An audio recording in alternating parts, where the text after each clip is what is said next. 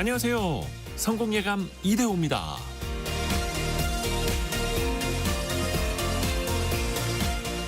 실수하거나 실패하게 됐을 때 좌절의 쓴맛을 보게 됩니다. 좌절, 마음이나 기운이 꺾인다는 뜻이죠. 중요한 건 꺾이지 않는 마음이라는데 한순간 낙담하게 되는 건 어찌 예방약도 없습니다.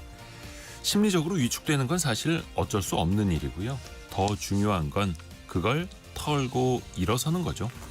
캐나다 배우 메리 픽포드는 이런 말을 남겼다고 합니다. 실패란 넘어지는 것이 아니라 넘어진 채로 머물러 있는 것이다. 실패하지 않는 방법은 의외로 간단합니다. 다시 일어서는 거죠. 넬슨 만델라도 이렇게 말했는데요. 살면서 가장 큰 영광은 결코 넘어지지 않는 것이 아니라 넘어질 때마다 일어서는 것이다. 성공예감 이대호입니다. 시작합니다.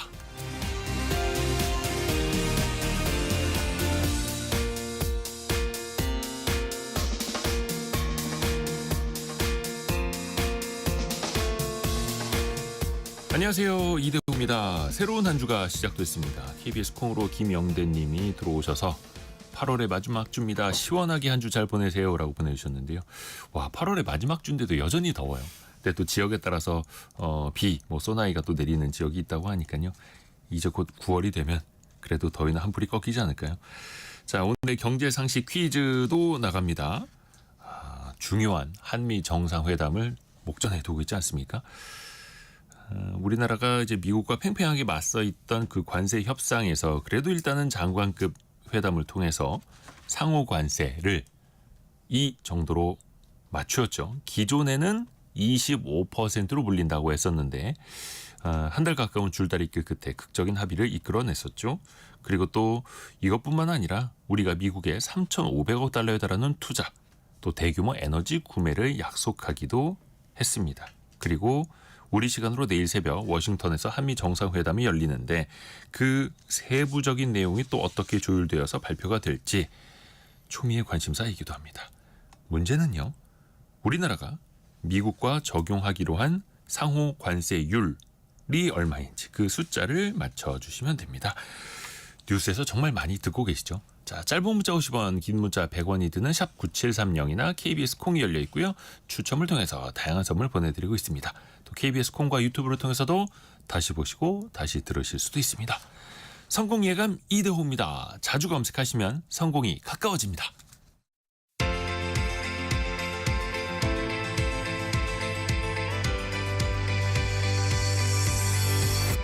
KBS 1라디오 성공예감 이대호입니다. 오늘의 경제 뉴스 한국경제신문 강영현 기자, 연합인포맥스 서영태 기자와 함께합니다. 안녕하세요. 네, 안녕하세요. 어떤 소식 준비하셨는지 우선 강영현 기자부터요. 네, 내일 새벽에 한미 정상회담이 열리는데요. 네. 여기에서 어떤 이야기가 오갈지 주요 의제들 자세히 좀 알아보고요. 다음으로 대출 규제 이후에 갭 투자가 줄어드는 등의 효과는 있었지만 또 빌라 가격이 오르는 것 같은 부작용도 나타나고 있다라는 소식까지 전해드리겠습니다. 네. 서영태 기자는요. 네, 이른바 노란봉투법이 국회를 통과했는데요. 관련해서 재계와 노동계의 입장이 갈리고 있고요. 또 더 강해진 상법에 대해서도 이제 통과가 될 예정인데 필리버스터가 진행 중입니다. 또 한 가지 다른 소식은 리튬 가격이 상승하면서 국내 배터리 업계가 이제 좀 한숨을 돌릴 것이다. 이런 뉴스도 나오고 있습니다. 네. 우선은 강영현 기자를 통해서 한미 정상회담 된 이야기 먼저 안 들어볼 수가 없는데 그 어떤 정상회담보다 다뤄야 할 의제가 정말 많은 것 같아요. 네, 맞습니다. 일단 한미는 지난달 협상으로 상호 관세를 낮췄죠. 네. 그리고 대신에 대미 투자를 많이 하기로 약속을 했는데 이게 큰 틀에서는 합의를 이루었는데 구체적으로 어떻게 하겠다 이런 실행 방안까지는 모두 합의한 것이 아니거든요. 그래서 이번 정상회담을 계기로 해서 투자 분야라든지 시기, 방법에 대해서 구체적인 계획이 나오는 것 아닌가라고 주목을 받고 있습니다. 특히 관심을 끄는 것 중에 하나가 대미 투자 패키지 가운데 가장 큰 부분을 차지하는 마스가 프로젝트인데요. 프로젝트인데요. 네. 미국 조선업을 다시 위대하게 하는 프로젝트죠. 여기에서 한국 기업이 미국 현지의 조선소를 인수해서 운영하거나 뭐 신설하는 방안, 또는 한국 조선소에서 미국의 함정이나 상선에 만들어서 우선 공급하는 방안, 그리고 또 미국에서 조선 전문 인력 양성 프로그램을 시행하는 방안 등이 논의되고 있는 것으로 알려졌습니다. 이재명 대통령은 정상회담 다음 날에 하나가 인수한 미국 필라델피아 필리 조선소를 방문할 예정인데, 여기에 트럼프 대통령이 동행할지 이것에도 관심이 쏠리고 있습니다. 트럼프 대통령과 이재명 대통령이 같이 미국에 있는 또 우리나라 기업이 인수한 그 조선소를 같이 가면 그림은 훨씬 더 좋겠네요. 예. 또 조선업 말고도 어떤 경제 협력 또 투자가 이어질까요? 네, 범용 투자 패키지라고 할 수 있는데요. 일단 반도체, 배터리, 자동차, 바이오 이렇게 중요한 전략 산업 분야의 협력, 그리고 핵심 광물과 같은 이제 경제 안보 파트너십을 강화하는 방안이 논의될 것으로 예상이 되고 있습니다. 또 최근에 국내에서 논란이 됐었죠. 이 한미 간의 원전 협력 관련된 내용이 어떻게 정리될지도 관심이 쏠리고 있는데, 올해 초에 한국수력원자력 그리고 한국전력이 미국의 웨스팅하우스와 맺은 합의에서 그 한국 기업의 유럽 등의 진출을 제한하는 것으로 이제 내용이 담긴 것으로 알려졌죠. 그래서 굉장히 논란이 되고 있는데, 이에 앞서서 미국이 자국의 원전 확충을 위해서 한국 기업이 적극적인 참여를 희망한다라는 뜻을 전달한 것으로 알려졌습니다. 이런 점에서 이제 원전의 수출 협력을 놓고서 정상회담에서 어떤 메시지가 나올지 주목이 되고 있습니다. 네. 그리고 또 기업인들이 또 많이 동행을 했어요. 네, 이재용 삼성전자 회장, 정의선 현대차그룹 회장, 구광모 LG그룹 회장, 그리고 김동관 하나그룹 부회장, 이렇게 이름만 들어도 국내 주요 기업 총수들이 참석을 했는데요. 최초 16명이 경제사절단으로 동행을 합니다. 최대 규모라고 하는데, 이들이 추가로 미국에 대해서 투자 보따리를 풀어놓을지도 관심을 갖고 있습니다. 기억하시겠지만 이제 도널드 트럼프 미국 대통령 같은 경우에 한미 통상협상 타결을 발표하면서 한국의 대미 투자 금액은 백악관에서 열리는 양자회담 때 발표할 것이라고 공언한 바가 있습니다. 이 때문에 경제사절단이 준비한 이제 대규모 투자 계획이 이번 정상회담의 성패를 좌우할 것이다라는 분석도 나왔는데요. 특히 미국 내에 반도체, 배터리 생산 시설 확충이 핵심 의제가 될 전망입니다. 삼성 같은 경우에는 지금 텍사스 오스틴 그리고 테일러의 파운드리 공장을 건설 중이고요. 또 SK 하이닉스 같은 경우에는 인디애나주에다가 고대역 폭 메모리, 그러니까 HBM 공장 건설을 추진하고 있는데요. 트럼프 대통령이 반도체 품목 관세 부과를 예고한 만큼 이들 기업이 이제 미국 내 생산 시설을 증설할 계획을 발표할 가능성이 크다라는 분석이 나오고 있습니다. 또 자동차 같은 경우에는 이제 정의선 회장이 가니까 이 행보의 주목을 받고 있는데, 네. 정의선 회장 같은 경우에는 이미 트럼프 대통령을 만나서 신규 제철소 건설을 포함한 210억 달러 규모의 투자를 약속한 바가 있습니다. 그래서 이번 순방에서 자동차 관세 문제 해결과 더불어서 이제 추가로 투자 계획이 나올지 관심이 쏠리고 있고요. 또 조선 분야, 이번에 굉장히 중요한 분야인데, 네. K조선의 대표 주자인 김동관 하나그룹 부회장, 그리고 정기선 HD 현대 수석 부회장의 동행이 눈에 띄는데, 한미 조선 협력 프로젝트인 이제 마스카, 여기에 구체적인 내용이 나올 것으로 기대되고요. 또 이 대통령이 방문하는 이 필리 조선소 같은 경우에 김 부회장이 동행할 것으로 알려졌습니다. 그리고 미국 가기 전에 일본부터 들렀다 갔잖아요. 이재명 대통령이 한일 정상회담을 먼저 가졌는데 여기에서도 관세 이야기가 나왔죠. 네, 이제 위성락 국가안보실장이 브리핑을 한 건데요. 이제 한일 정상이 소인수 회담의 대화에서 상당 시간을 이제 대미 관계 그리고 관세 협상에 할애를 했다고 합니다. 그러니까 미국과의 관세 협상 등과 관련해서 이미 이제 일본 측에서 경험을 가지고 있잖아요. 그래서 그동안에 느낀 점을 이제 한국에 도움말 형태로 이야기하는 방식이었다라고 하는데, 이게 많이 도움이 됐다고 합니다. 그래서 이 대통령도 추가로 질문을 하면서 토론이 있었다라고 현장 분위기를 전했는데요. 네. 또 이 회담이 이제 한일 정상회담이 향후 한미 정상회담에 끼칠 영향을 두고서는 이제 미국 일본과 한국이 좋은 관계를 발전시키면서도 이제 미국에 협의를 하러 간다는 것은 일본은 물론 미국 입장에서도 긍정적인 움직임일 것이라고 평가를 했습니다. 그래서 그런 분위기를 조성하면서 미국과 협의를 하려고 한다고 했는데요. 그 한일 정상은 이제 재개된 셔틀 외교를 통해서 양국 관계를 상생 협력해야 한다. 이런 파트너로 규정을 했는데 이게 한일 또 한미일 협력 강화를 실현했다라는 의미도 담고 있습니다. 그리고 먼저 정상회담을 한 일본 정상에게 좀 예습을 좀 받고 갔는데 네. 과외를 좀 받고 갔는데 잘 써먹고 갔으면 좋겠습니다. 그리고 서영태 기자가 준비한 소식도 들어볼게요. 노란봉투법이 국회 본회의를 통과했어요. 네, 맞습니다. 이 노란봉투법의 정식 명칭은 노동조합 및 노동관계조정법 2조, 3조 개정안입니다. 네. 이 법안 통과는 더불어민주당 중심으로 진행됐고요. 국민의힘은 반대하는 차원에서 표결에 불참했습니다. 어제 통과가 된 법안입니다. 그렇죠. 이 노란봉투법을 간단하게 설명을 하자면은 이 하청 노동자가 원청이랑 교섭을 할 수 있게 됐고요. 또 노동 처우, 일하는 조건에 영향을 주는 그런 경영진의 결정에 또 합법적인 파업이 가능해졌습니다. 또 노동조합 파업으로 기업이 손해를 봐도 뭐 예를 들면은 공장을 못 돌린다거나요. 네. 손해배상 청구가 좀 제한되게 됩니다. 뭐 재계는 노란봉투법 통과에 당연하게 큰 유감을 표하죠. 뭐 경영이 어렵고 또 산업 경쟁력이 또 나빠질 수 있다. 뭐 이런 이유인데요. 한국경영자총협회 등 경제 6단체는 보완 입법이 필요하다고 뭐 법안 통과 직후에 바로 호소를 했습니다. 기업들이 가장 우려하는 부분은 경영권 침해인데 그 기업의 투자 결정, 뭐 사업장 옮기는 결정, 구조 조정, 뭐 이런 경영적인 판단까지 노동조합이 쟁의의 대상으로 삼을 수 있으니까요. 이건 참 경영하기가 너무 어렵다 이런 거고요.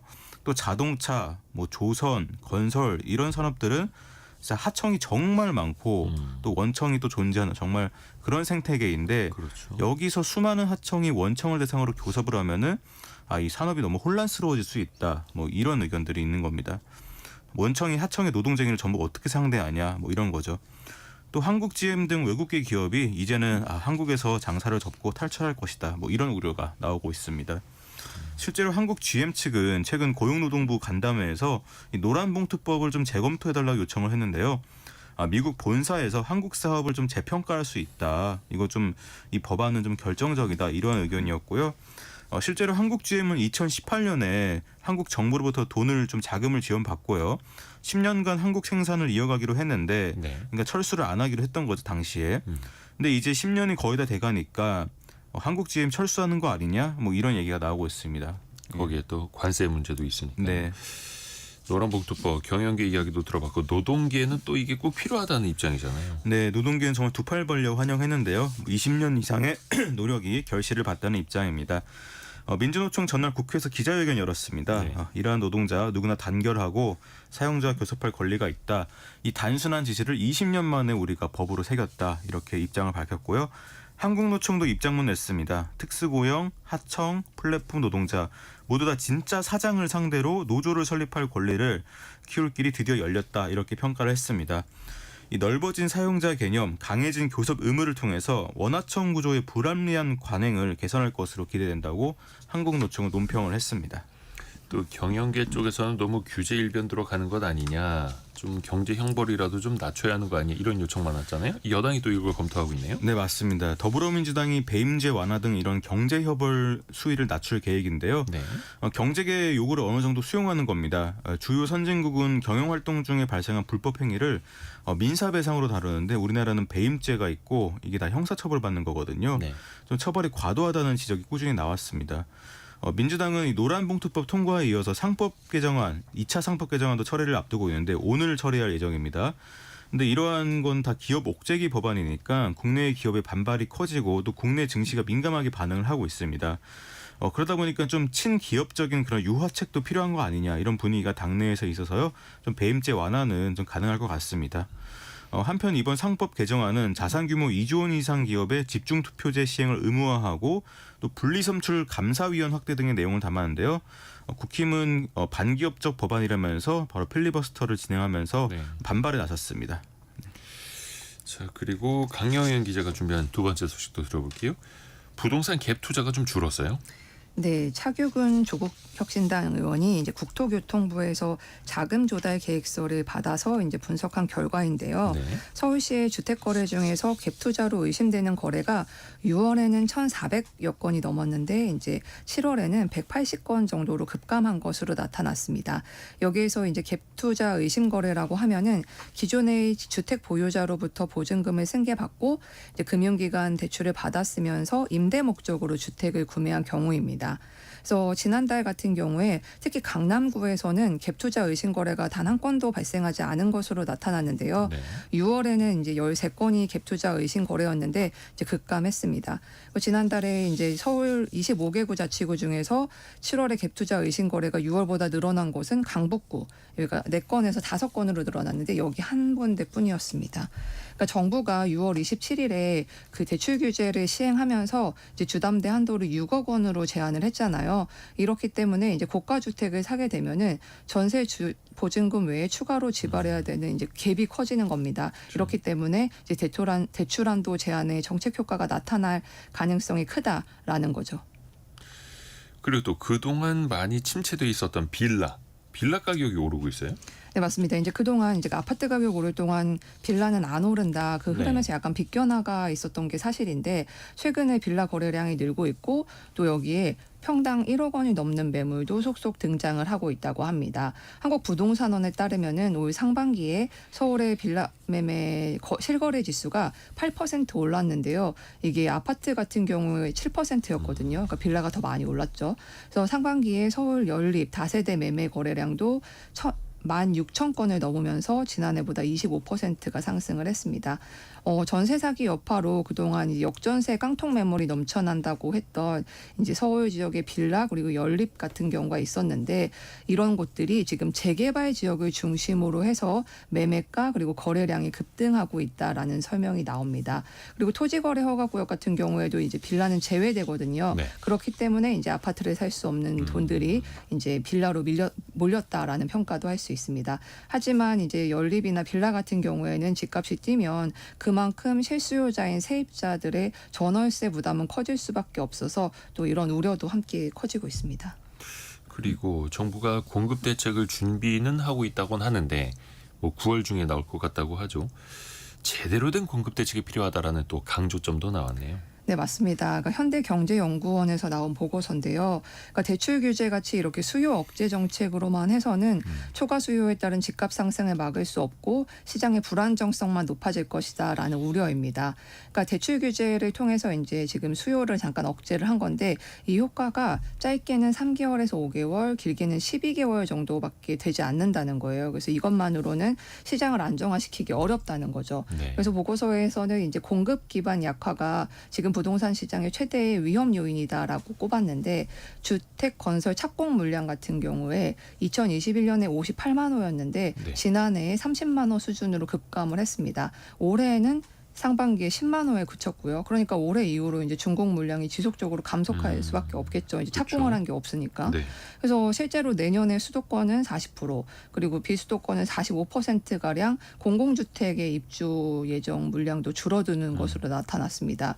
그리고 지금 이제 3기 신도심 준공 일정도 잇따라서 지연이 되고 있죠. 이렇기 때문에 이제 중장기적으로 공급 부족의 심화 가능성이 크게 높은 상황인데 수요 측면은 또 좀 반대입니다. 그러니까 금리가 하락하고 있고 또 가계 원리금 상환 부담이 감소하면서 매수 여력은 조금 개선이 되고 있는 거죠. 이렇다 보니까 주택 수요 그리고 공급 측면을 종합적으로 고려했을 때 향후에 주택 가격이 오를 가능성이 더 크다라는 건데 이렇기 때문에 이것을 누르기 위해서는 주택 공급 대책이 빠르게 필요하다라는 지적입니다. 그렇죠. 또 건설 원가 계속 올라가고 있고 또 안전관리 강화해야 돼서 그 공사 기간이 계속해서 늘어나고 있는데 이렇게 되면서 이제 공급이 축소되면 또 가격이 상승할 요인이 될 수밖에 없으니까 공급 대책이 또 빨리 제대로 나와야겠죠. 서영태 기자에게 또 들어볼게요. 우리나라 배터리 2차 전지 업계가 굉장히 오랫동안 지금 부진하잖아요. 네. 이제 그걸 털어낼 조짐이 보여요. 네, 그 배터리 핵심 소재 재료인 리튬이라고 있습니다. 네. 이 리튬 가격이 높아졌는데요. 이 리튬 가격이 높아지니까 배터리 가격도 덩달아 올릴 수 있고 그러다 보면 배터리 제조사도 수익성이 좋아질 것으로 기대가 됩니다. 한국광해공단에 따르면요. 지난주 기준으로 탄산 리튬 가격이 킬로그램당 86위안이었습니다. 네. 그러니까 중국 위안화인데 우리나라 돈으로는 16,000원 정도였습니다. 근데 이게 7월보다 30% 상승한 가격으로 올해 최고가를 찍었는데요. 리튬 가격이 지난해 4월에 한 110위안 정도를 기록하고 그다음에 꾸준히 떨어졌습니다. 올해 6월에는 한 60위안 아래까지 떨어졌는데요. 배터리 업계에서는 안정적인 수익을 낼 수 있는 가격선을 한 70위안으로 보고 있습니다. 네. 그러니까 이 가격선보다 훨씬 더 리튬 가격이 낮았던 겁니다. 근데 저점을 찍었던 탄산 리튬 가격이 다행히도 전달부터 오르는 추세인데요. 중국에서 리튬 공급이 줄어든 게 가격 상승 요인으로 작용을 했습니다. 중국 정부가 리튬 공급 과잉을 주시하면서 리튬 채굴 허가를 엄격하게 통제했는데요. 세계 최대의 배터리 기업인 중국 CATL이 최근 채굴 허가 만료로 중국 장시성에 있는 리튬 광산 운영을 중단했습니다.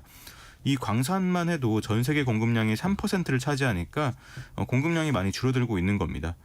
이렇게 리튬이 가격이 오르는 기간에는 배터리 소재 회사 그리고 셀 제조사가 기존에 싸게 사던 리튬을 제품으로 가공하고 그다음에 그 제품을 좀 비싸게 팔 수 있는 그런 타이밍인데요. 수익을 낼 수 있는 시기인 겁니다. 특히 리튬 가격 상승에 따른 이런 호재, 국내 기업이 더 누릴 것으로 보이는데 국내 배터리 업계는 니켈, 코발트, 망간을 쓰는 3원계 배터리를 주력으로 하는데요. 이 3원계 배터리는 중국의 LFP 배터리보다 리튬 사용량이 좀 많습니다. 그러니까 그만큼 가격을 더 올려받을 여지가 있다고 합니다. 업계에서는 이 리튬 가격 상승이 하반기 실적 반등으로 이어질지 좀 기대하고 있는 그런 분위기입니다. 그리고 또 최근에 보면 화재 뉴스가 계속 나오고 있는데 그 대부분이 이제 리튬이온 배터리일 수밖에 없잖아요. 네. 특히 이제 주의할 점들 좀 강조해 주시면 좋을 것 같아요. 네, 최근에 그 전동 킥보드 그리고 전기 오토바이 이런 거 많이 사용하시는데 네. 다 리튬 배터리를 쓰는 물품들입니다. 근데 이 리튬 배터리로 인한 화재가 잇따라 발생하고 있는데요. 소방청에 따르면 이런 과충전, 배터리 과충전 아니면 불량한 충전기를 사용하거나 뭐 동시 충전해서 좀 무리를 가게 하거나 뭐 이렇게 해가지고 리튬 배터리가 화재가 발생한 게 최근 3달간 167건인데 한 달에 50건 이상씩 있었던 겁니다. 이 중 일부는 안타까운 사망 사고로도 이어졌는데요. 리튬 배터리 화재라는 게 굉장히 무섭습니다. 열폭주 현상이라는 게 있기 때문에요. 한 일주일 전쯤 된 사고인데 서울 마포구 창전동 아파트에서 이 전동 스쿠터 배터리가 열폭주를 해가지고 화재가 크게 나서 2명이 사망하고 16명이 다치는 그런 안타까운 인명피해가 발생했습니다. 또 얼마 전에 경기 동두천신 아파트에서는 이 캠핑용 배터리를 충전하다가 또 열폭주에 의한 발화초정 화재로 6명이 연기를 흡입하는 그런 사고가 발생했습니다. 소방청은 이 리튬 배터리로 인한 생활 속 화재 위험을 최소화하고 이 안전한 사용 환경을 조성할 방침이다 이렇게 이야기를 했습니다. 각 가정마다 사실 리튬이온 배터리가 수십 개 있을 수도 있어요. 스마트폰, 뭐 태블릿, 노트북부터 뭐 손선풍기 등등 너무나 많죠. 좀 뭔가 좀 체계적으로 관리할 수 있는 걸 좀 제도적으로 정착을 해서 좀 알려주면 더 좋을 것 같아요. 한국경제신문 강영현 기자, 연합인포맥스 서영태 기자 함께했습니다. 고맙습니다. 감사합니다. 감사합니다.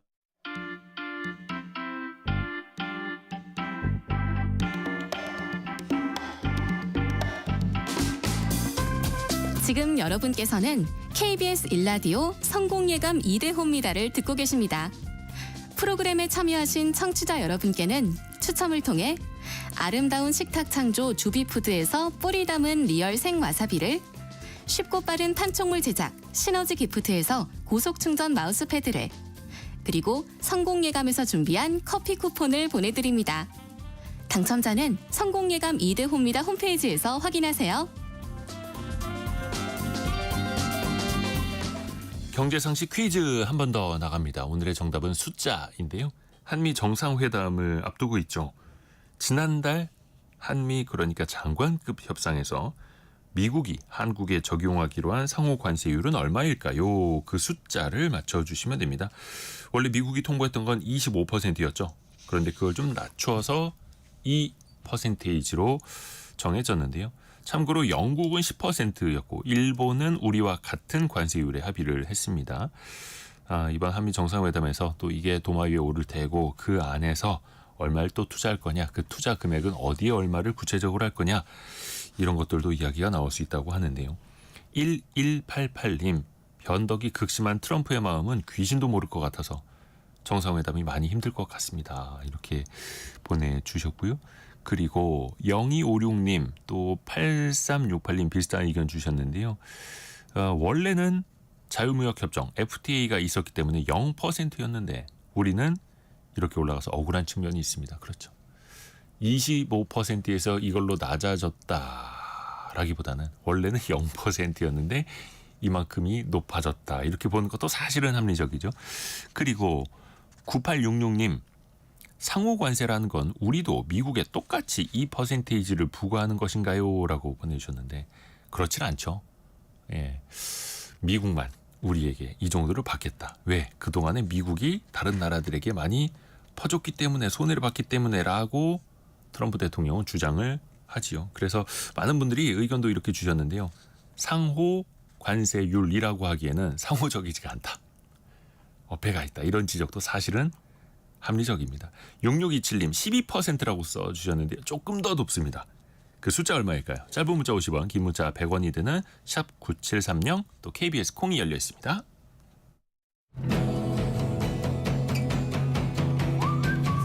오늘의 움직임에 주목하고 세상의 흐름을 놓치지 않습니다. 여러분의 내일을 응원하며 성공의 열쇠를 함께 찾아갑니다. 성공예감 이대호입니다. 요즘에도 캠핑 가시는 분들 많으시죠? 조금 더 시원해지면 아마 많은 분들이 캠핑으로 떠나실 텐데 우리나라 캠핑 인구가요. 한국무역통계진흥원에 따르면 700만 명에 이른다고 합니다. 단순히 텐트 치고 밖에서 자는 것뿐만 아니라 차박도 있고요. 캠핑, 피크닉 등등 종류도 다양하다고 하는데요. 그만큼 또 사람 사이에 분쟁도 많습니다. 슬기로운 법률 생활 시간에 한번 또 배워보시죠. 법무법인 길도 윤예린 변호사와 함께합니다. 안녕하세요. 안녕하세요. 윤예린입니다. 특히 이것부터 떠오르지 않을 수가 없습니다. 캠핑카 있지 않습니까? 네네. 공영주차장에 오랫동안 세워놓는 거, 뭐 몇 달 동안 세워놓는 분들도 있다고 하는데 네네. 이거 제 기억에는 제도가 좀 바뀐 걸로 기억하거든요. 네네. 어떻게 달라졌었죠? 캠핑카 가지고 계신 분들 주차 때문에 먼 캠핑카 유료 주차장에 장기 주차하시는 분들 많으세요. 제가 아는 분도 집에서 1시간 정도 떨어진 곳에 캠핑카 주차하시고 한 시간이요? 필요할 때마다 그곳까지 가서 캠핑카 가지고 오더라고요. 근데 이렇게 하는 것이 일반적인 방법일 텐데 집 가까운 공영 주차장에 장기간 캠핑카 주차하시는 분들 때문에 민원도 많고 관리하는 분들도 여간 힘든 게 아닙니다. 네. 이런 상황 때문에 지난해 7월부터 한 달 이상 캠핑카를 방치할 경우에는 강제 견인할 수 있도록 주차장법이 개정되었습니다. 이에 따라서 지역자치단체별로 공영 주차장 내에 장기 방치된 주차 차량에 대해서 단속이 이루어지고 있습니다. 1개월 이상 방치된 차량, 캠핑카, 트레일러 등에 대해서는 요금을 부과할 수도 있고 차량 이동을 명령하거나 여기에 따르지 않으면 견인 등 직접 이동할 수 있도록 되었습니다. 네, 다만 또 1개월 이상 방치했다는 걸 지자체가 입증해야 하는 문제가 좀 있을 수 있고 또 캠핑카와 트레일러 같은 경우는 견인할 수 있는 장비를 마련하는 문제, 또 견인된 차량을 보관해야 되는 부지를 확보해야 되는 문제도 있을 수 있습니다. 이에 각 지방자치단체들은 여러 조례를 제정해서 자체적인 단속을 하고 있습니다. 공영 주차장이라면은 사실 여러 사람들이 일시적으로 주차하기 위해서 만들어진 공간인 만큼 그렇죠. 한 곳에 오래 주차하면서 다른 시민에게 피해 주는 일 없어야겠습니다. 그리고 공영 주차장에 캠핑카를 주차해 놓고 옆으로 옮기거나 네. 옆에 있는 다른 공영 주차장으로 또 옮겨가면서 한 달씩 또 장기 주차하는 경우도 또 있다고요. 네. 또 아파트 주차장도 사실은 이제 좀 자리가 모자라는 경우가 많거든요. 네네. 그런데 거기에 캠핑카나 트레일러가 알박기 하고 있는 경우도 있습니다. 네. 이런 거는 법적으로는 어떻습니까? 그러니까 요즘 주차장 아파트에 주차 공간 부족해서 막 2중, 3중 그렇죠. 주차하기도 하고 뭐 입주민 간에 갈등이 발생하는 일도 있는데 이렇게 주차 공간이 부족한 상황에서 캠핑카까지 주차하는 문제에 대해서 어떻게 할 수 없나라고 고민하시는 아파트 좀 있을 것 같아요. 아파트 주차장은 입주민만 사용할 수 있는 공간이기 때문에 도로교통법상 도로에 해당하지 않습니다. 네. 따라서 주차 단속 대상이 아닙니다. 이에 대해서는 아파트 자체 관리 규약에 따라야 됩니다. 그러니까 어떤 좀 사례들이 있어서 좀 소개를 해봐드릴게요. 2018년 대구지방법원의 판결이 있는데요. 한 아파트 단지 입주자 대표회의에서 캠핑카, 트레일러 등에 대해서 이제 주차를 금지한다고 의결하고 이 규약이 제정되었습니다. 근데 이에 대해서 트레일러를 가지고 있던 입주민이 입주자 대표 회의를 상대로 이제 주차권 존재 확인 청구 소송을 했는데 법원에서는 입주민의 패소, 그러니까 아파트 주차장에 트레일러를 주차하면 안 된다라고 판단하였습니다. 또 한 부산의 아파트 같은 경우는 입주자 대표 회의가 주차장에 주차할 수 있는 차량의 크기를 제한하는 주차 규정을 개정했어요. 이것도 트레일러나 캠핑카를 주차할 수 없도록 하는 조치였는데 이에 대해서도 법원은 아파트 자치 규약이 정당하다고 판단한 바 있습니다. 관리 규약은 전체 입주자 과반수의 동의가 있으면은 규정될 수 있습니다. 또한 이것이 법원이 판단하기에 절차적, 실질적 정당성이 있으면 대부분 유효한 것으로 판단됩니다. 따라서 모든 아파트에서 일괄적으로 캠핑카나 트레일러를 주차할 수 없다 이런 차원이 아니라 아파트 관리 규약에서 할 수 없도록 금지되어 있다라면은 주차할 수 없다라고 이해하시면 좋을 것 같습니다. 그러니까 주민들의 공동 주택이기 때문에 공동의 규약으로 정해 놓으면 따라야 한다라는 거네요. 그래서 어떤 것들은 트레일러, 캠핑카는 뭐 한 달에 몇만 원 더 주차요금 내시오 또 이렇게 하는 곳들도 있고요. 아파트마다 또 다르죠.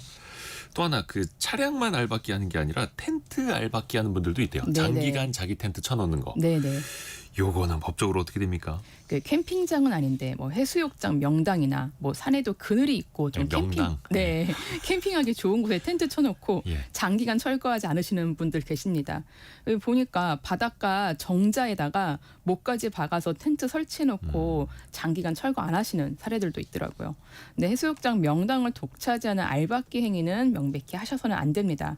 해수욕장법은 관리청의 허가 없이 시설물을 설치하거나 지정된 장소가 아닌 곳에서 야영하는 행위를 금지하고 있습니다. 이를 위반하면 과태료를 부과할 수 있고 관리청은 불법 시설물을 강제로 철거할 권한도 가집니다. 근데 하지만 지자체 같은 경우는 이 넓은 해수욕장을 감시할 인력이 좀 부족하다라는 입장입니다. 현장에 나가더라도 텐트 소유주가 없으면 과태료 부과도 어렵고 강제 철거 역시 또 계곡장 부착 등 복잡한 행정 절차를 거쳐야 해서 즉각적인 조치가 힘들다라고 얘기하고 있습니다. 하지만 이런 것들이 워낙 많아지니까 시기적으로 이제 일정을 잡고 이제 단속을 쫙 하시는 경우들이 있더라고요. 근데 또 그 텐트에 뭐 번호판이 있는 것도 아니고 네. 연락처 써놓는 것도 아니고 맞습니다. 이게 참 골치가 아픕니다. 그래서 어떤 분들은 오래 방치된 텐트를 그냥 임의로 치워버리기도 하더라고요. 네네. 그럼 이게 또 훼손이 되면 나중에 또 이게 법적 분쟁으로 갈 수도 있지 않을까요? 네. 혹시 장기간 설치된 텐트 이게 보기 싫다 내지는 불편하다라고 하면서 시민들께서 직접 치운다고 나서시면 안 됩니다. 이런 직접 치우다가는 이 텐트 알박기로 인한 텐트 주가 물어야 되는 과태료보다 훨씬 더 많은 벌금을 내게 될 수도 있습니다. 이게 타인의 재물을 훼손하는 행위로 인정될 수 있어서 형법상 재물손괴죄로 3년 이하의 징역 또는 700만 원 이하의 벌금에 처해질 수 있습니다. 이 과태료가 뭐 10만 원 이하라고 규정되어 있는데 이 과태료보다 알박기 행위 이 텐트를 철거하는 행위가 훨씬 더 처벌을 무겁게 받을 수 있고 또 별도로 민사상 손해배상 책임까지도 져야 될 수도 있습니다. 그러니까 이러면은 또 분쟁이 생길 수 있기 때문에 이런 부분들은 조심해야겠네요. 하시면 안 되겠습니다. 그러니까 그 보기 싫다고 짜증난다고 남의 텐트 그냥 치워버렸다가는 손배 책임까지도 물을 수 있다. 그러니까 이런 건 그 지자체 이야기를 해서 단속을 좀 해달라 민원을 넣는 게 조금 더 현명할 것 같네요. 그리고 또 캠핑 하시는 분들이 공중 화장실에 전기를 끌어다 쓰거나 뭐 물을 받아다 쓰는 게 아니라 아예 그냥 수도꼭지 연결을 해서 써버리는 경우도 왕왕 있잖아요. 네네. 이거는 괜찮습니까 법적으로? 이게 형법상 절도죄에 해당합니다. 절도가 될 수 있어요? 네, 절도죄는 타인의 재물을 절취한 자는 6년 이하의 징역 또는 1천만 원 이하의 벌금에 처한다고 규정하고 있는데 이런 전기와 같이 관리할 수 있는 동력을 재물로 인정하고 있습니다. 그러니까 재물이니까 재물을 절취한 것이 되는 거죠. 이게 몰래 사용하면 절도죄로 처벌되고 금전적인 피해도 당연히 배상해야 됩니다. 한국전력공사는 전기를 훔치는 도전행위, 전기를 훔치는 걸 도전행위라고 하는데 요금 안 내는 거니까. 네, 도전행위에 대해서 전기료의 2, 3배에 해당하는 위약금을 청구하는 것으로 알려져 있습니다. 실제로 이 도전행위가 절도죄로 인정된 사례도 있습니다. 2023년에 60대 남성께서 공중 화장실의 전원을 이용해서 자신의 전기 오토바이를 충전했다가 절도 혐의로 재판에 넘겨졌는데 그래요? 네, 절도죄 인정돼서 벌금 20만 원 선고됐습니다. 이게 법원은 해당 공중 화장실 콘센트에 무단으로 전원을 이용하지 말라는 경고문까지 부착되어 있었는데도 이분이 전기 오토바이를 충전했다라고 하면서 절도의 고의가 충분히 인정된다고 본 적도 있습니다. 공중 화장실 전원으로 전기 오토바이 충전했는데 절도죄. 네. 도전 행위라는 거 처음 들어봤네요. 네. 이제 알게 됐습니다. 네. 전기를 절도하는 행위다. 네, 그렇습니다. 그리고 또 하나 그 텐트 안 치고 차에서 먹고 자는 그 차박도 인기 아닙니까? 네, 네. 이 트렁크 이제 큰 차들 이거 아무데나 세워 놓으면 이것도 어떻게 주차 딱지는 당연히 끊겠죠. 네네. 이 주요 관광 명소 주차장이 야영 취사에 사용되면서 여러 가지 문제가 발생했는데 네. 뚜렷한 단속 규정이 없어 보니 이제 지자체나 기관마다 이제 골머리를 알아왔습니다. 그래서 이 단속 규정이 좀 생겼는데 단속 대상이 되는 공영 주차장에다가 이제 이런 차박 캠핑을 하면 안 됩니다. 국가기관, 지방자치단체, 공공기관, 뭐 지방공사의 장이 설치한 주차장에는 이런 부분에서 취사, 야영을 할 경우에는 이제 1차 위반 시에 30만 원, 2차 위반에 40만 원, 3차 위반 시 50만 원의 과태료가 부과될 수 있게 법이 개정되었습니다. 그러니까 공영 주차장에서는 텐트 치는 것도 안 되고 차박도 금지. 네. 그리고 국립공원 내에서도 지정된 장소를 벗어난 취사, 야영 행위, 또 이런 뭐 국유림 임도, 뭐 사유지에서 야영하는 것은 모두 다 법에 저촉되는 행위입니다. 해안 방파제에서도 하시면 안 됩니다. 휴게소 주차장에서 차박을 하시는 분들 계시는데 화기를 이용해서 취사를 하면은 그 순간부터는 법에 저촉됩니다. 그래서 바닷가의 해변에서도 이런 야영 같은 경우는 정해진 기간과 구역 내에서 제한적으로 이루어져야 됩니다. 여름철이나 이럴 때에 좀 이런 야영 같은 것을 허용하는 구간과 기간이 정해져 있거든요. 그때만 하실 수 있습니다. 그러니까 캠핑이 가능한 구역, 그 기간 정확히 확인을 해야 한다는 거죠. 네. 오유, 뭐 기본 1차 걸렸을 때 벌금 30만 원 세네요. 네, 거의 호텔 숙박비에 육박하는 수준입니다. 그러네요. 또 취사 행위도 네. 어디에서는 되고 어디에서는 안 되고 이런 거 있잖아요. 자연공원법하고 이제 하천법에서 이제 규정을 하고 있으면은 네. 하천과 자연공원 인근에서는 아예 취사 행위를 금지하고 있습니다. 그러니까 지자체가 허가한 야영 구역 외에 네. 하천과 산에서는 취사 행위가 아예 제한된다라고 보시면 됩니다. 바닷가 같은 해변 구역에서도 구역과 기간에 따라서 제한을 하고 있는 만큼 주의가 필요합니다. 네, 그래서 이런 부분도 미리 꼭 확인하셔야 됩니다. 그러네요. 또 하나 그 차를 개조해서 캠핑카로 쓰시는 분들 많은데 물론 네. 전문 업체에서는 인허가까지 이제 받아준다고는 하는데 이게 아무 차나 다 가능한 건지 그 기준은 어떻게 돼요? 이게 2014년에 처음으로 11인승 이상의 승합차의 캠핑카 개조가 허용되었다가 네. 2020년부터는 승용차, 화물차, 특수차 등 다양한 자동차를 캠핑카로 개조하는 것이 허용되면서 이제 여기에 대한 수요가 엄청 늘었습니다. 네네네. 자동차 관리법에 따르면 자동차를 캠핑카로 개조하기 위해서는 지방자치단체 장의 승인을 받고 자동차 정비업자 또는 자동차 제작자를 통해서만 개조를 할 수 있습니다. 근데 뭐 트럭 등 화물차를 불법으로 개조하거나 뭐 캠핑카 자체를 제작하는 사례가 발생하고 있는데 이러한 부분들에 대해서는 문제가 생길 시에는 뭐 저희 그 손해배상을 받기도 어렵고 뭐 문제가 생길 수 있기 때문에 반드시 절차를 모두 준수해서 캠핑카를 개조해서 차량을 이용하셔야 될 것 같습니다. 그렇죠. 또 안전과도 직결되는 문제니까요. 이거는. 네. 그리고 그 캠핑장 관련된 민원도 되게 많네요. 한국소비자원 접수된 캠핑 상담 보니까 10명 중에 7명의 네. 해당 건수가 환불 관련된 불만이었다. 네. 그 캠핑카를 운영하고 있는 해당 시군구 중에서 캠핑장 관리 운영 조례를 제정해서 시행을 하는 곳은 예. 이 조례에 따라서 이게 취소 환불 규정을 정하고 있으니까 네. 여기 기준을 따르면 됩니다. 근데 조례가 없다면 소비자 분쟁 해결 기준에 따른 취소 환불 기준에 따라서 가는 경우들이 많습니다. 네, 소비자 분쟁 해결 기준은 그 취소 시점에 따라 환급 금액 차이가 좀 있습니다. 이 숙박업으로서 이제 성수기와 비수기, 주말과 평일들이 모두 이제 이렇게 다르게 적용되고 있습니다. 네. 이런 부분들을 좀 알아보면 여름 성수기는 7월 15일부터 8월 24일로 정해져 있습니다. 그래서 오늘부터 이제 비수기 요금에 따릅니다. 사용 10일 전 취소라면은 전액 계약금을 환불받을 수 있고 일주일 전 취소라면 평일은 10%, 주말은 20% 제한하고 환급받을 수 있고 하루 정이나 당일 취소라면 평일은 80%, 주말은 90% 제외한 후에 환급됩니다. 근데 이게 뭐 당연히 이제 소비자가 나 이제 안 갈래요라고 하셨을 때 환급 기준이고 뭐 사용자 책임이라면은 계약금 환급과 당일 취소된 뭐 손해배상까지도 이루어질 수 있을 것입니다. 근데 그래도 환불 안 해주는 캠핑장이 있다면 특히 네. 갑자기 막 폭우가 와서 아니면 태풍이 올라온다고 해서 네네. 환불해야 되는데 안 해주면 어떻게 됩니까? 이런 부분들이 이제 명확한 환불 기준이 없어가지고 위약금을 부과하거나 환불을 거부하기도 하는데 네. 이제 현행 소비자 분쟁 해결 기준에 따르면은 기후 변화나 천재 지변으로 숙박이 어렵다면 당일 취소라도 계약금을 전액 환불해야 됩니다. 소비자분들께서도 미리 이러한 분들 확인해 보시고 캠핑장 예약하시면 좋겠습니다.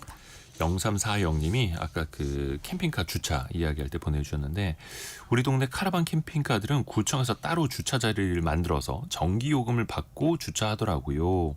좋은 제도가 있네요. 네네. 근데 그래도 부족해서 대기 기간이 1년 이상 걸린다고. 한정적이니까요. 또 2081님이 정답을 보내주셨습니다. 캠핑은 정말 부지런해야 합니다. 게으른 사람들이 기분에 따라서 하다가 부작용이 많이 발생하는 거죠. 이렇게 또 이야기해 주셨네요. 윤예린 변호사와 함께했습니다. 고맙습니다. 고맙습니다. 라디오 정보센터 다녀옵니다.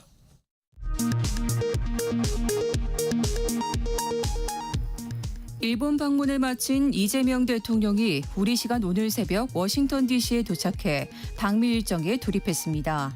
재미동포 간담회를 시작으로 공식 일정에 나서는데 한미 정상회담을 하루 앞두고 준비에도 총력을 기울이고 있습니다. 내란 특검팀이 윤석열 정부 국정 2인자 한독수 전 국무총리에 대해 내란 우두머리 방조 혐의로 구속영장을 청구했습니다. 전직 총리 구속영장 청구는 이번이 처음으로 영장 심사는 이번 주 중 열릴 전망입니다. 김건희 특검팀은 오늘 오전 윤석열 전 대통령의 부인 김건희 씨를 불러 구속 후 네 번째 조사를 진행합니다. 특검팀은 오늘 통일교 청탁 전달 혐의를 받고 있는 건진법사 전성배 씨도 구속 후 처음으로 불러 조사할 예정입니다. 두 사람은 앞선 출석 요구에는 응하지 않았습니다. 지난 21일 경기도 용인의 오피스텔 주차장에서 30대 여성을 살해한 뒤 달아난 30대 남성이 구속됐습니다. 지금까지 라디오 정보센터 뉴스 정한나였습니다. 어떻게 민생회복 소비 쿠폰 잘 쓰고 계신가요? 정부가요 추가로 내수 살리기에 나선다고 합니다. 상생 페이백을 실행할 예정인데요. 요거 잘 또 아셔야지 우리도 혜택을 볼 수가 있겠죠. 돈워리 투자 백서 시간입니다. 금융 크리에이터 손희애 작가와 함께합니다. 안녕하세요. 안녕하세요. 상생 페이백 뭐 돌려준다는 거잖아요. 네, 맞습니다. 얼마나 돌려주긴 나옵니까? 돌려주는데 네. 돈을 직접 주는 건 아니고요. 그러니까 포인트, 온누리 상품권 형식으로 드립니다. 온누리 상품권으로. 네. 그러니까 이게 이제 어쨌든 이 사업이 소비를 촉진하고요. 그리고 동시에 전통시장 같은 취약 상권의 소상공인을 지원하기 위해서 마련된 제도입니다. 그래서 말씀드린 것처럼 돈을 직접 주는 건 아니고 온누리 상품권으로 드리는데요. 드릴 때 조건도 지난해보다 카드 소비를 더 많이 한 국민에게 그 증가분의 일부를 계산해서 드리는 환급 방식이라고 생각을 하시면 되세요. 네, 그래서 구체적으로 보면 2024년 한 해의 월 평균 카드 사용액보다 올해 9월, 10월, 11월 각 달에 카드 사용액이 더 많은 경우에 그 늘어난 금액의 20%를 돌려드립니다. 네. 예를 좀 들어볼게요. 작년에 한 달 평균 100만 원을 카드로 썼던 분이 올해 9월에 130만 원을 썼다면 30만 원이 늘어난 거잖아요. 그럼 이 늘어난 금액의 20%인 6만 원을 우리가 온누리 상품권으로 돌려받을 수 있고요. 네. 각 달에 최대 10만 원 그리고 석 달간 진행되기 때문에 최대 30만 원까지 온누리 상품권으로 받으실 수 있습니다. 작년보다 더 쓴 돈의 20%. 한 달에 최대 10만 원, 석 달간 최대 30만 원이요. 네. 그 소비 쿠폰 같은 경우에는 신생한테도 다 줬잖아요. 맞습니다. 이거는 누가 신청할 수 있는 거예요? 네, 신청 자격은 만 19세 이상, 그러니까 2006년 12월 31일 이전에 출생한 분들입니다.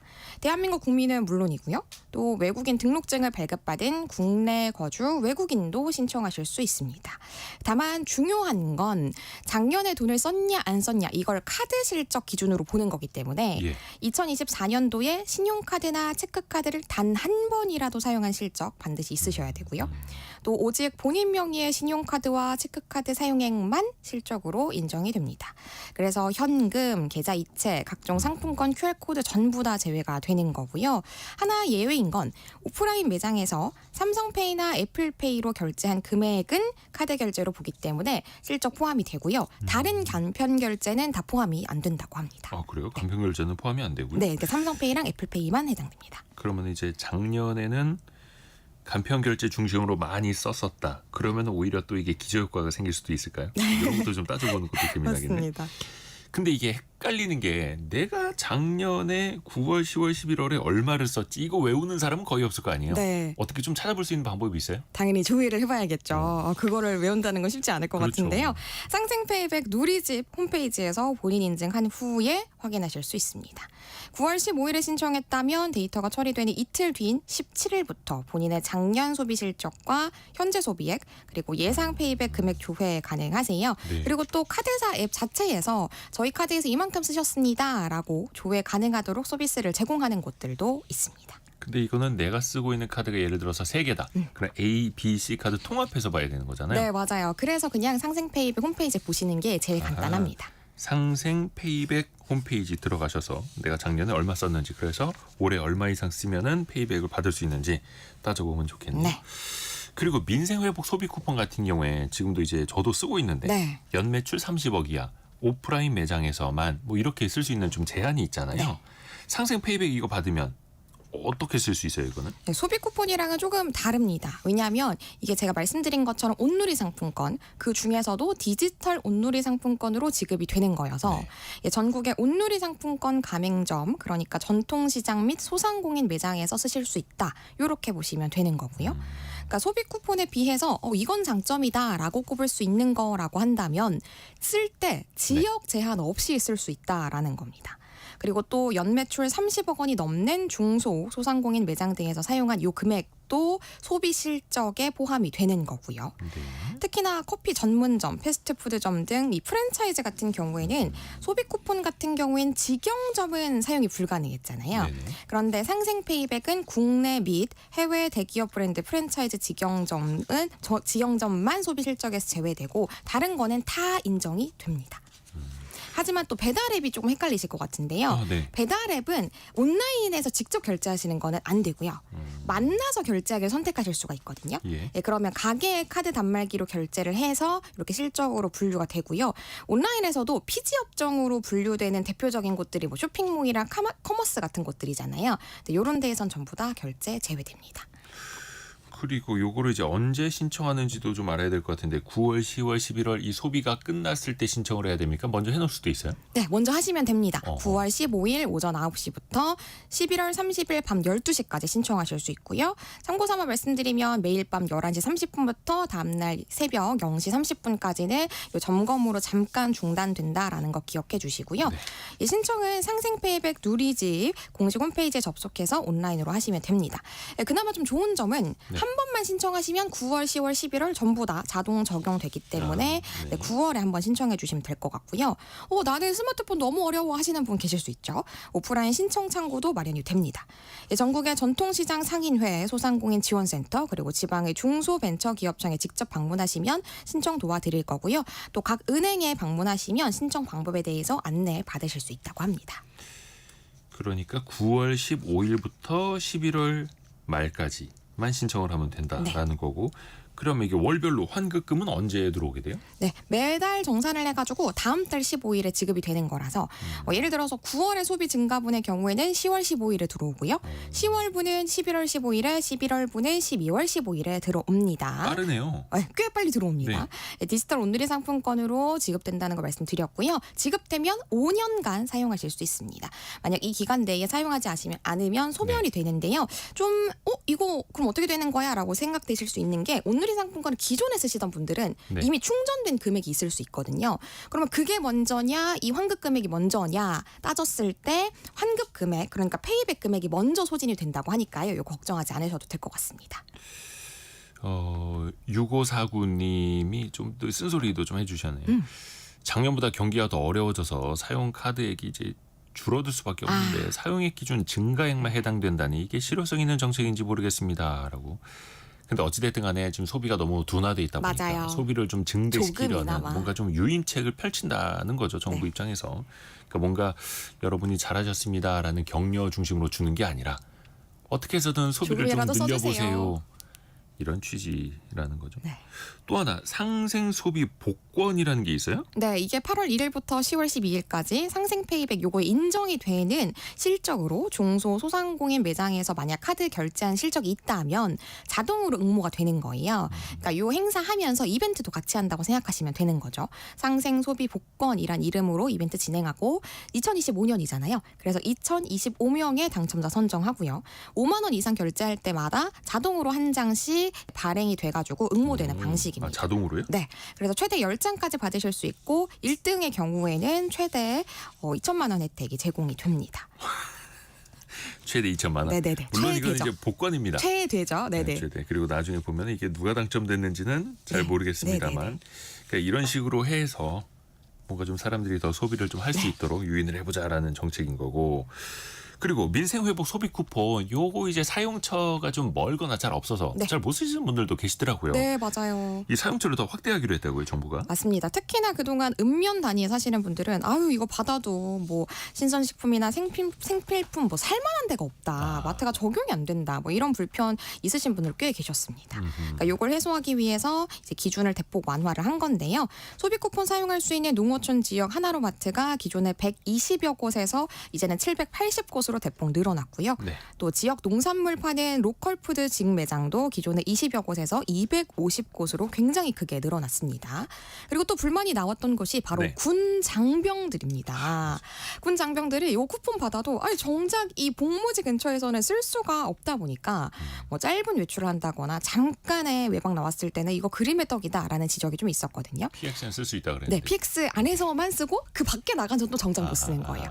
그래서 하지만 앞으로는 이 군 장병이 복무지 근처 주민센터에서 소비 쿠폰 신청을 하시면 그 지역 상권에서 바로 쓸 수 있는 선불 카드 형태로 받을 수 있다라고 하고요. 다만 지금 대부분이 1차를 받으셨잖아요. 그렇기 때문에 이 적용은 2차 지급부터 적용된다라고 합니다. 예를 들어서 철원에서 군 복무하고 있으면 철원에서 이제 주말에 외출 나갈 때 네. 혹은 외박 나갈 때 그 지역에서 쓸 수 있도록 쓸 수 있는 겁니다. 사실 그게 좀 합리적이죠. 맞아요. 예, 맞습니다. 금융 크리에이터 손희애 작가 함께했습니다. 고맙습니다. 감사합니다. 감사합니다. 오늘 증시 상황 잠깐 한번 볼게요. 출발 상황은 좋았었는데요. 지금 코스피는 0.85% 오른 3,195, 코스닥은 1.86% 오른 797. 코스닥이 조금 더 강한 상황이네요. 왜냐하면 지난주 후반에 미국의 파월 의장이 잭슨 홀 회의에서 기준금리 인하를 시사했기 때문에 아무래도 좀 중소형주들, 미국에서도 중소형주가 훨씬 더 많이 올랐거든요. 오늘 코스닥이 그 영향을 받고 있고요. 그리고 한미 정상회담도 있고 이번 주에는 금통위 기준금리 결정도 있습니다. 개미스쿨 시간에 2부에 더 집중적으로 한번 들여다보시죠. 홍춘욱 박사와 함께 돌아옵니다. 잠시 뉴스 들으시고 10시 5분에 다시 뵙겠습니다.